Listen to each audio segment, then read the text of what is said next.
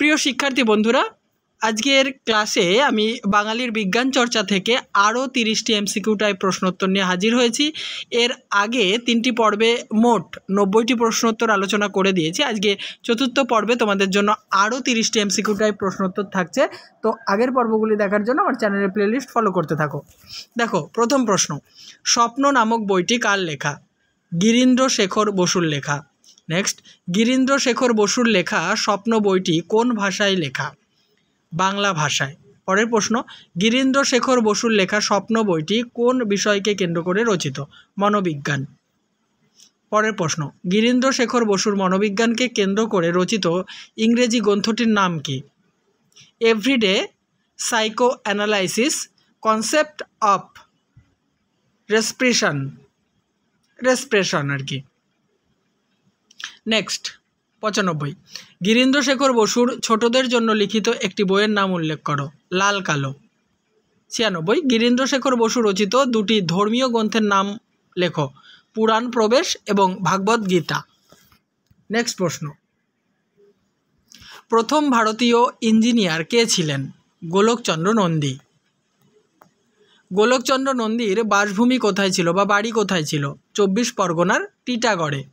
99, কার উৎসাহে গোলকচন্দ্র নন্দী শ্রীরামপুরের কাগজ কলে কাজে নিয়োজিত হন?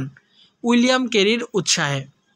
নেক্সট, উইলিয়াম কেরির দ্বারা উৎসাহিত হয়ে কে প্রথম শ্রীরামপুর কাগজ কলের বাষ্পীয় ইঞ্জিন পর্যবেক্ষণের সুযোগ লাভ করেন? গোলকচন্দ্র নন্দী। 101, কত খ্রিস্টাব্দে কলকাতার টাউন হলের প্রদর্শনীতে গোলকচন্দ্র তার আবিষ্কৃত ইঞ্জিন দিয়ে পাম্প চালিয়ে জল তুলে সকলকে অবাক করে দেন? 1828 খ্রিস্টাব্দের 16ই জানুয়ারি। নেক্সট প্রশ্ন,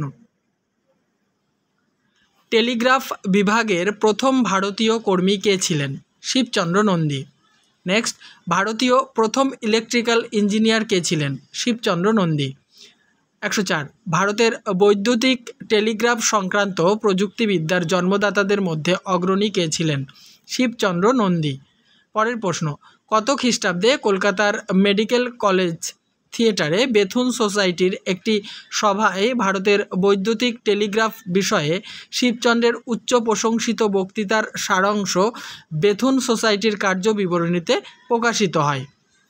1864 খ্রিস্টাব্দের 22শে ডিসেম্বর। নেক্সট, কত খ্রিস্টাব্দে সরকার অনুমোদিত ইস্ট ইন্ডিয়া কোম্পানির প্রথম টেলিগ্রাফ লাইন পাতার কাজে Shibchandra in charge of the works নিযুক্ত হন? 1852 খ্রিস্টাব্দে। পরের প্রশ্ন, কার তত্ত্বাবধানে পূর্ব বরাকর থেকে এলাহাবাদ, বেনারস থেকে মির্জাপুর, মির্জাপুর থেকে সিওনি এবং কলকাতা থেকে ঢাকা পর্যন্ত টেলিগ্রাফ লাইন বিস্তারের কাজ সম্পূর্ণ হয়? শিবচন্দ্র নন্দীর তত্ত্বাবধানে। নেক্সট, শিবচন্দ্র নন্দীর তত্ত্বাবধানে কত মাইল টেলিগ্রাফ লাইন বিস্তারের কাজ সম্পন্ন হয়? 900 মাইল। নেক্সট, সীতানাথ ঘোষ কে জোড়াসাঁকোর ঠাকুরবাড়ির স্বদেশী শিল্প শিক্ষক? 110, সীতানাথ ঘোষের গবেষণা সংক্রান্ত আলোচনা কোন পত্রিকায় প্রকাশিত হয়? তত্ত্ববোধিনী পত্রিকায়। পরের প্রশ্ন, সীতানাথ ঘোষ সৃষ্ট এয়ার ইঞ্জিন এবং এয়ার পাম্পের খ্যাতি কত খ্রিস্টাব্দে অমৃতবাজার পত্রিকায় প্রকাশিত হয়? 1870 খ্রিস্টাব্দের 24শে মার্চ। পরের প্রশ্ন, মেডিকেল ম্যাগনেটিজম গ্রন্থটি কার লেখা? সীতানাথ ঘোষের লেখা। নেক্সট, মেডিকেল ম্যাগনেটিজম গ্রন্থটির আত্মপরিচয় অংশে সীতানাথ ঘোষ কি লিখেছিলেন? Founder of electropathy magnetic system of treatment in India. পরের প্রশ্ন, একজন ব্রাহ্ম চিকিৎসকের নাম উল্লেখ করো। Doctor Mahendrachandra Nandi. Next, doctor Mahendrachandra Nandi কত খ্রিস্টাব্দে কলকাতা মেডিকেল কলেজে চিকিৎসাশাস্ত্র নিয়ে লেখাপড়া শুরু করেন? 1873 খ্রিস্টাব্দে। পরের প্রশ্ন, ডক্টর মহেন্দ্রচন্দ্র নন্দী ঢাকা মেডিকেল স্কুলে কত বছর শিক্ষকতা করেন? 3 বছর। জেনে নেব পরের প্রশ্নোত্তর।